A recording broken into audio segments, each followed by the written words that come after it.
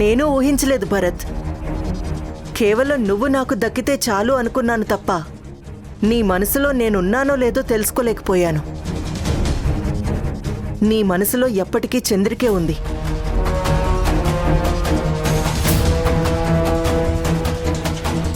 ఆ విషయం నాకు అర్థమైన తర్వాతనే నేను ఈ నిజాన్ని చెప్పాలి అనుకున్నాను. నువ్వు నిజంగా చాలా మంచోడివి భరత్. స్నేహితుడి కోసం ఎవరూ చేయలేనంత త్యాగం చేశావు.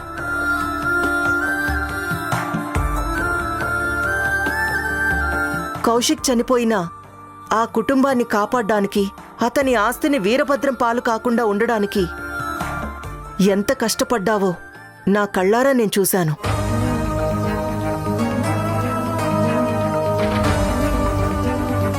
నీ మంచితనంతో పోల్చుకుంటే నేను చేసింది ఎంత చెప్పు? నాకు చాలా హ్యాపీగా ఉంది రుద్రాణి. నేను నా మనసుకి నచ్చిన వాళ్ళతోటి, ఒక మంచి వ్యక్తిత్వం ఉన్న వాళ్ళతోటి మాత్రమే సెల్ఫీలు దిగుతాను. అది నా పాలసీ. ఇప్పుడు నీతో సెల్ఫీ దిగాలనుకుంటున్నాను. ఇఫ్ డోంట్ మైండ్ ఒక సెల్ఫీ ఇస్తావా? ఏంటి, నేనంత విఐపీని అయిపోయానా? నేను అంత మంచిదాన్ని అయిపోయానా ఇప్పుడు? Of course. మంచితనంతో పోల్చుకుంటే నీతో ఎవరు సాటిరారు. ప్లీజ్.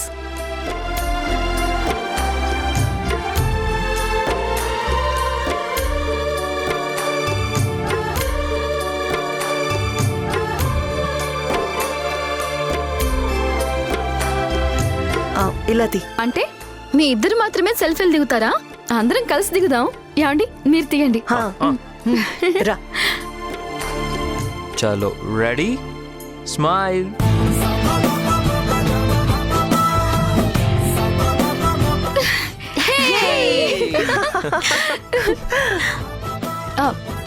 ఏమండి, ఇంటి దగ్గర అత్తయ్య గారు వెయిట్ చేస్తూ ఉంటారు. ఆవిడకి అర్జెంటుగా ఈ విషయం చెప్పాలి. ఒకసారి ఫోన్ ఇవ్వండి, ఫోన్ చేస్తాను. ఫోన్ కాదు, డైరెక్ట్గా వెళ్ళి చెప్దాం. అవునండి, మిమ్మల్ని చూస్తే ఆవిడ ఆనందంతో ఉబ్బి తబ్బి అయిపోతుంది. పదండి వెళ్దాం. రుద్రాణి, నువ్వు కూడా రా, వెళ్దాం. నేనా? రా, పద.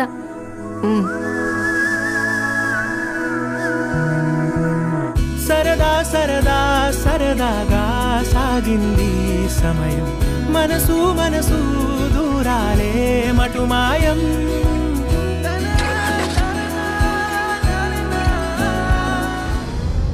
ఏంటోనండి, ఆ రుద్రానికి ఎంత మారమని చెప్పినా తను మాట విన్నదే లేదు. వింటుంది అన్న నమ్మకం కూడా లేదు. మొదట్నుంచి ఆ చంద్రిక మీద కక్షతోనే ఉంది. తనకి జరిగిన అన్యాయానికి చంద్రికకి ఏ సంబంధం లేదు అని ఎన్నిసార్లు చెప్పినా నా మాట విన్నే లేదు. అలా కక్ష పెంచుకుంటుంది. చివరికి తన భర్తని కూడా లాగేసుకోవడానికి చాలా ప్రయత్నాలు చేసింది. చూద్దాం, ఆ రుద్రాణి మనసు మారకపోతుందా? ఖచ్చితంగా మారుతుంది.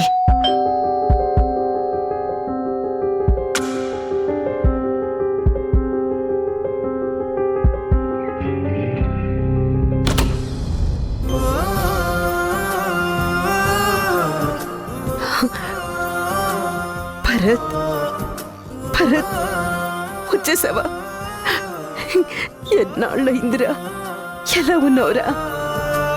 రా రా.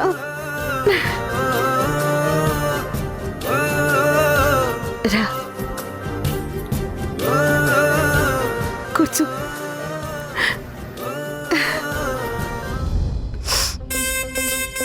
అమ్మ చంద్రిక, నీ సమస్యలన్నీ తీరిపోయాయి కదా? కోర్టు కేసు నుంచి బయటపడినట్టే కదా? అవునత్తయ్య, పూర్తిగా బయటకు వచ్చేసినట్టే. రుద్రాణి వల్ల మనకంతా మంచే జరిగింది. తను ఇచ్చిన సాక్ష్యం వల్ల భరత్ గారిని నిర్దోషిగా విడుదల చేశారు.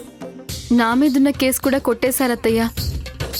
ఆ వీరభద్రాన్ని పట్టుకుని జైలుకి పంపించారు. అతనికి తొందరలోనే శిక్ష అమలు చేయొచ్చు.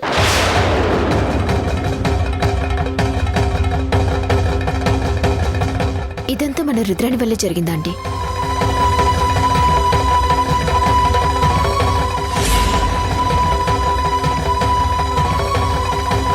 మేము ఆల్రెడీ హోప్స్ అన్ని పోగొట్టుకున్నాం.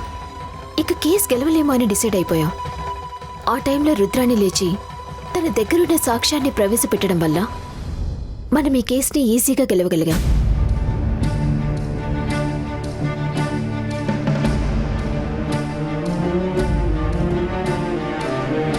నిజం చెప్పాలి అంటే ఈరోజు భరత్ని చంద్రికని ఇద్దరినీ కాపాడింది రుద్రాణియే.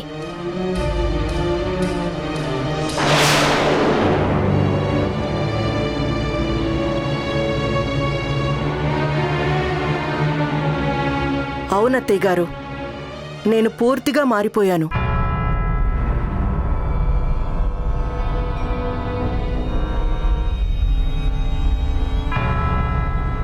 నేను ఇంతకాలం పోరాటం చేస్తుంది ఎవరి మీద?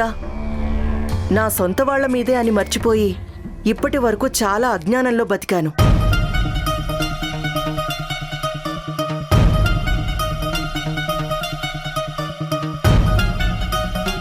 ఇదిగో ఇప్పుడే నా కళ్ళు తెరుచుకున్నాయి. అందుకే నిజం చెప్పి భరత్ని కాపాడుకున్నాను.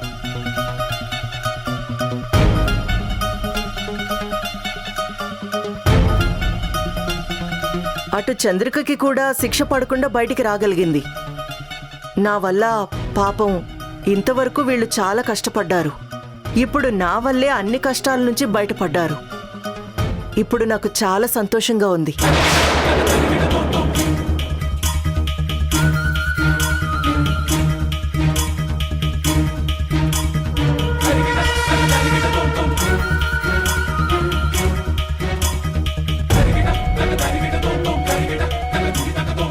మీనాక్షి, నువ్విచ్చిన మాట నేను నిలబెట్టుకున్నాను. ఇప్పుడు నువ్విచ్చిన మాట ప్రకారం నాకు భరత్కి పెళ్లి చేయడమే మిగిలింది.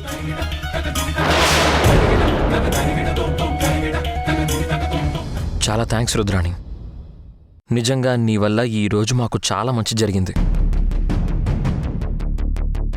మేము చదువుకున్న లా, మేము నమ్ముకున్న న్యాయం మాకు సహాయం చేయలేదు, మమ్మల్ని కాపాడలేదు.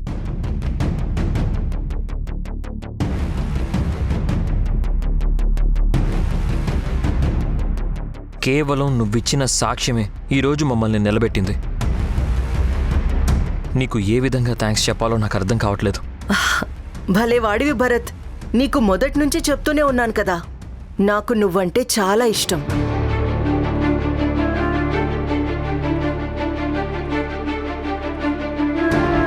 నీకు ఏదన్నా కష్టం కలిగితే నేను తట్టుకోలేను భరత్. నీకు మంచి చేయాలి అనుకున్నాను, చేశాను.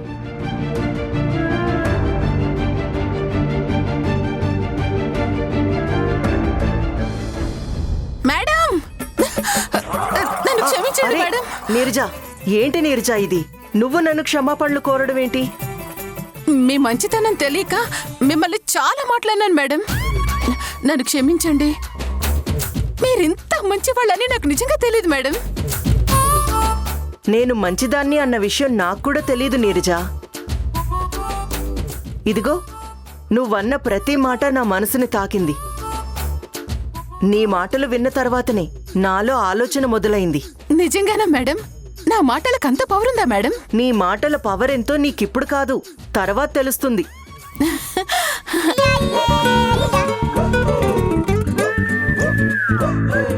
నాకేం అర్థం కాలేదు మేడం. అదే, ఇప్పుడు నేనేం చెప్పినా నీకు అర్థం కాదు, తర్వాత నీకు అన్నీ అర్థమయ్యేలా చెప్తాను. ఎనీహౌ, నా మార్పుకి నువ్వు కూడా ఒక కారణం, సరేనా?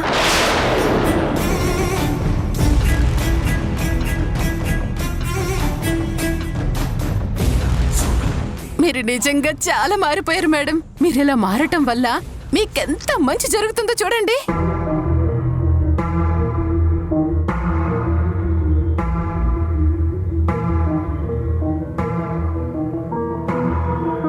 చెడుగా బతికినంత కాలం అందరూ మిమ్మల్ని చీకొడుతూనే ఉన్నారు.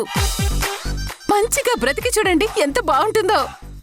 అందరూ మిమ్మల్ని ఎంత మెచ్చుకుంటారో. నిజమే నీరజా, ఈ మెచ్చుకోవడంలో ఉండే ఆనందమేంటో నాకు కూడా ఇప్పుడిప్పుడే అర్థమవుతుంది. ఇక నుంచి ఎప్పుడూ ఇలాగే ఉంటాను. నాకు మీనాక్షి అత్తయ్య గారి ఆశీర్వాదం కావాలి.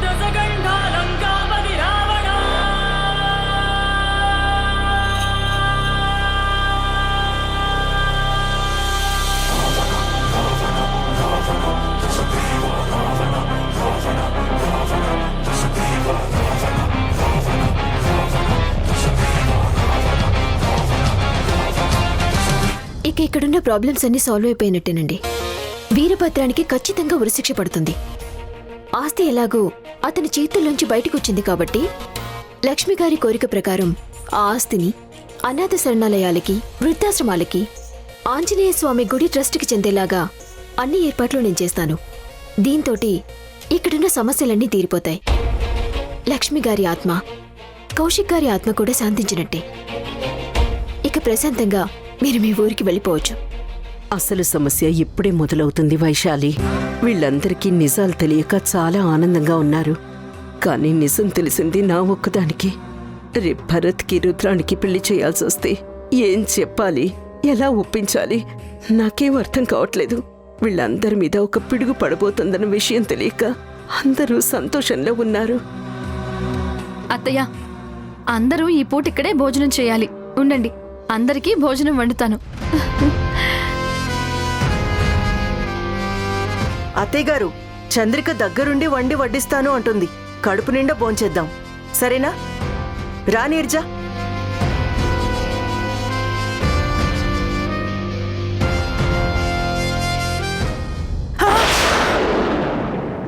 ఏంద్రా, ఏం చెప్తా ఉండవు? మీ నాయనికి ఉరి చిచ్చపడ్డాడా? ఆ రుద్రాణి ఎంత పని చేసి ఉండాదిరా? దాన్ని మాత్రం ఇడిసేదే లేదు. దాని ప్రాణాలు తీసిన తర్వాత గాని నా పగ చల్లారదు.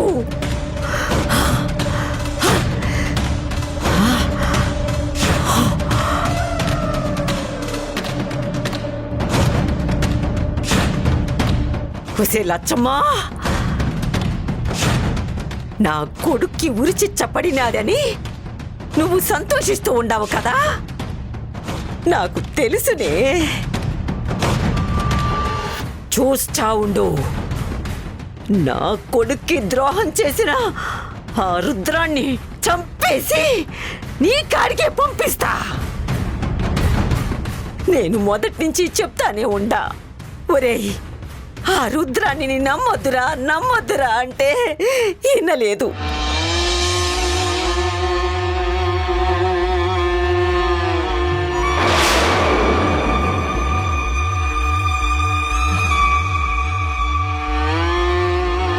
దాని సావిప్పుడు నా చేతిలోనే రాసి పెట్టుండాది.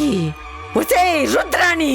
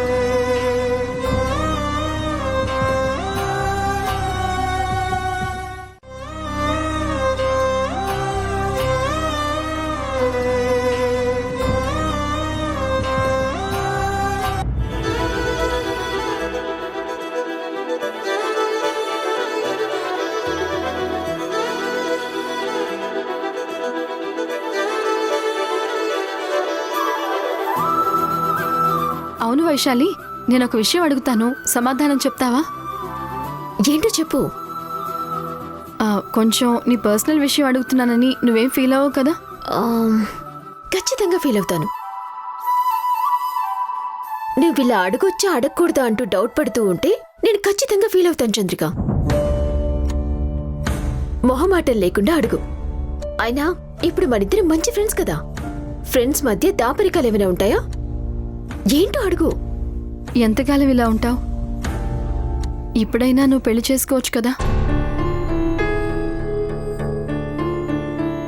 నా మనసుకి పెళ్లి చేసుకోవాలి అనిపించినప్పుడు ఖచ్చితంగా నీకే వచ్చి చెప్తాను చంద్రిక. అప్పుడు నువ్వే ఒక మంచి సంబంధం చూద్దావు గాని. వైశాలి, నేను జోక్ చేయడం లేదు, సీరియస్ గానే చెప్తున్నాను. నేను సీరియస్ గానే చెప్తున్నాను.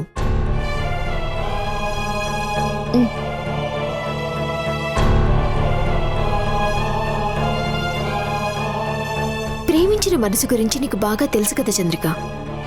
ఎందుకంటే నువ్వు కూడా భరత్ గారిని చాలా ప్రేమించావు. ఆ మనిషి దూరం అయిపోతుంటే ఎంత విలువిలాడిపోయావు. నేను నిజంగా పెళ్లి చేసుకోవాలి అనుకుంటే కౌశిక్ నన్ను కాదని ఆ మౌనికని పెళ్లి చేసుకుని వెళ్ళిపోయిన రోజునే నేను ఇంకొక పెళ్లి చేసుకోవాల్సింది. కానీ ఆ రోజే నా మనసుకెందుకో పెళ్లి మీద విరక్తి భావం కలిగింది చంద్రిక. నా మనసులోంచి కౌశిక్ పూర్తిగా చెరిగిపోయిన రోజున ఖచ్చితంగా నేను పెళ్లి చేసుకుంటాను. కానీ ఎన్ని సంవత్సరాలు గడుస్తున్నా, ఎంతకాలమైనా కౌశిక్ నా మనసులోంచి వెళ్ళిపోతాడని నేను అనుకోను. ఎందుకంటే అతని జ్ఞాపకాలు నన్ను ఎప్పుడు బతికిస్తూనే ఉంటాయి.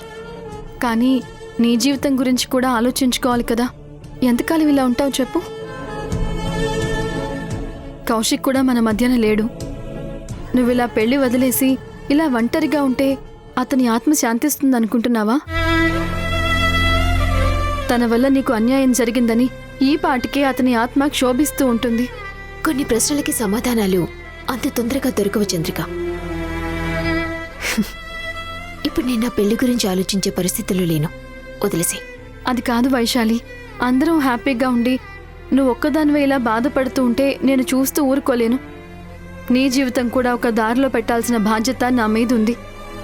అలాగే, నాకు నిజంగా పెళ్లి చేసుకోవాలనిపించినప్పుడు ఖచ్చితంగా ఫస్ట్ నీకే చెప్తాను. అప్పుడు నువ్వే ఒక మంచి సంబంధం చూద్దు గాని, సరేనా?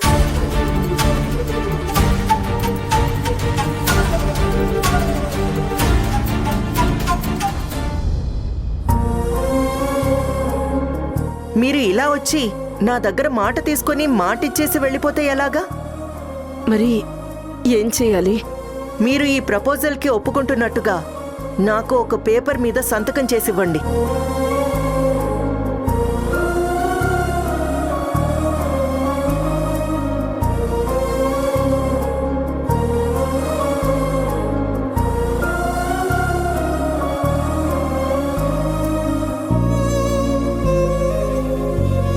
అత్తయ్యా,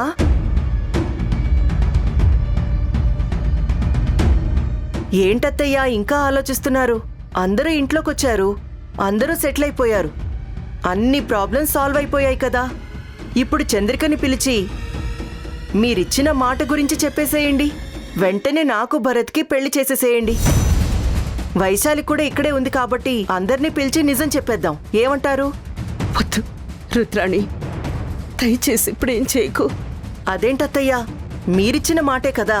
ఇవాళ కాకపోతే రేపైనా నిజం అందరికీ తెలియాల్సిందే కదా. అత్తయ్యా, ఇంకా ఎందుకు మీరు లాగ్ చేస్తున్నారు? అది కాదమ్మా, వాడిప్పుడే ఇంటికొచ్చాడు. చంద్రిక భరత్ల మొహంలో ఇప్పుడిప్పుడే ఆనందం కనిపిస్తోంది. ఆ ఆనందం కొద్ది రోజులైనా ఉండని. ఆ తర్వాత నేనే టైం చూసుకుని నిజం చెప్తాను. అంటే చిన్నగా నాకిచ్చిన మాట దాటేయాలని చూస్తున్నారా అత్తయ్యా? లేదమ్మా, ఇచ్చిన మాట నేనెప్పటికీ తప్పను. కొంచెం ఓపిక పట్టు.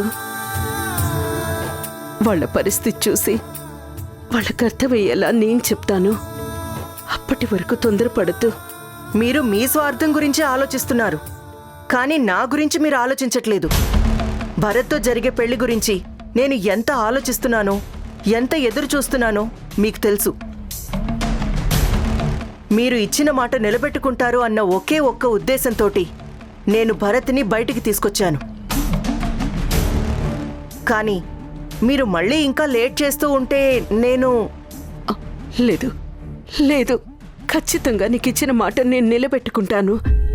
కానీ ఇది సమయం కాదు. కొద్ది రోజులు టైం ఇవ్వు. నీకు దండం పెడతాను. నేను చెప్పేంత వరకు నువ్వు దయచేసి బయటపడకు. ప్లీజ్ రుద్రాణి.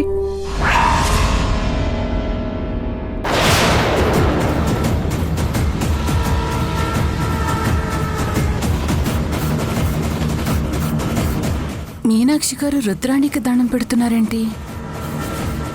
ఏమై ఉంటుంది?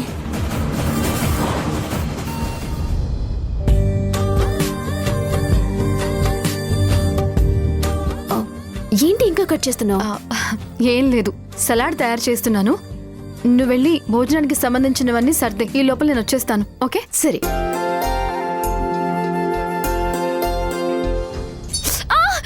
అమ్మా! అయ్యో, ఏమైంది చంద్రిక? అయ్యో,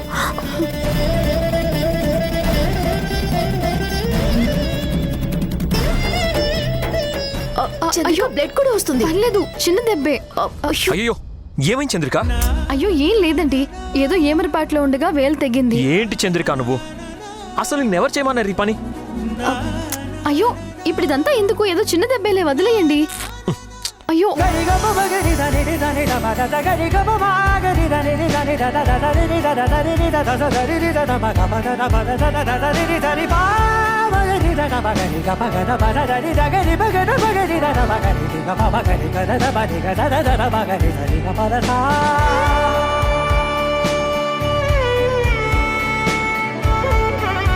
ఇది మీరు హ్యాపీగా ఉండాల్సిన టైం కదా. ఎలాంటి టైంలో మీరు ఎందుకు డల్గా ఉన్నారో నాకు తెలియడం లేదు. ఆ విషయం తన నోటితో చెప్పలేదులే వైశాలి, నేను చెప్తాను.